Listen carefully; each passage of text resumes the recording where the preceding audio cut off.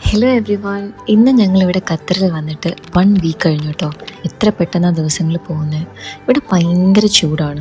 നാട്ടിലൊരു 28-30 ടെമ്പറേച്ചർ സഹിക്കാൻ പറ്റാത്തവരാണെങ്കിൽ ഇങ്ങോട്ടേക്ക് വന്നാൽ എല്ലാ സങ്കടങ്ങളും അതോടെ മാറി കിട്ടും. ഒരു 40-45 അതിൽ കുറയില്ല. പകല് പുറത്തേക്ക് ഇറങ്ങാനേ പറ്റാത്തത് കൊണ്ട് ഞങ്ങൾ എന്നും ഒരു സന്ധ്യ ടൈമിലാണ് പുറത്ത് കറങ്ങാൻ പോകുന്നത് തന്നെ. ബട്ട് ഇന്ന് ക്ലൈമറ്റ് അനുകൂലമായതുകൊണ്ട് തന്നെ ഞങ്ങൾ പ്ലാൻ മാറ്റി പിടിച്ചു. സോ ഇന്ന് നമ്മൾ പോകാൻ പോകുന്നത് വൺ ഓഫ് ദി ബെസ്റ്റ് പ്ലേസിലേക്കാണ് കേട്ടോ, അൽഖോർ. ഞാൻ അത്യാവശ്യം ഗൂഗിളൊക്കെ ചെയ്തിട്ടാണ് പോയത്. രാത്രി 10 മണി വരെ സൂ ഓപ്പൺ ആണെന്ന് പറഞ്ഞതിന്റെ ഉറപ്പിലാണ് ഞങ്ങളൊരു 4-5 മണിക്ക് പോയത്. പക്ഷെ ഞങ്ങൾ കുറച്ചൊന്ന് പറ്റിക്കപ്പെട്ടു ഗൈസ്. 30 മിനിറ്റ് ഡ്രൈവൊക്കെ കഴിഞ്ഞ് അവിടെ എത്തിയപ്പോഴേക്കാണ് നമ്മൾ അറിയുന്നത് 5:30 ലയൺ ടൈഗേഴ്സിനൊക്കെ കൂട്ടി കയറ്റുമെന്ന്. ഒരു 5 മിനിറ്റ് മാത്രമേ നമുക്ക് ടൈം കിട്ടുള്ളൂ ലയൺ ടൈഗേഴ്സിനൊക്കെ കാണാൻ വേണ്ടിയിട്ട് കേട്ടോ. ബട്ട് എൻ്റെ മോനെ കണ്ടിരിക്കേണ്ട തന്നെയാണ് കേട്ടോ. ഞാൻ നാട്ടിലെ സൂവിൽ ലയണിനൊക്കെ കണ്ടിട്ടുണ്ടെങ്കിലും ഇമ്മാതിരി ഒരെണ്ണത്തിന് താത്തിയിട്ടാണ്. അതും കമ്പാരിറ്റീവ്ലി ഇത്രയും അടുത്ത്. വെറുതെ ആണോ ലയണിനെ കിങ് ഓഫ് ദി ജംഗിൾ എന്ന് പറയുന്നത്?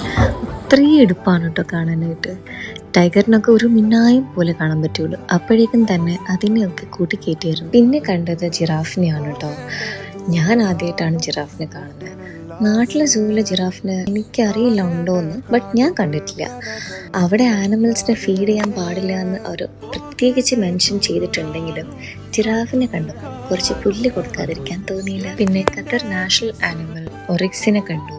പിന്നെ ഷീപ്പ്, സീബ്ര, റൈനോ, ആട്, പീകോക്ക്, അങ്ങനെ ഒരുപാട് ആനിമൽസ്, ബേർഡ്സിനൊക്കെ കണ്ടു കേട്ടോ.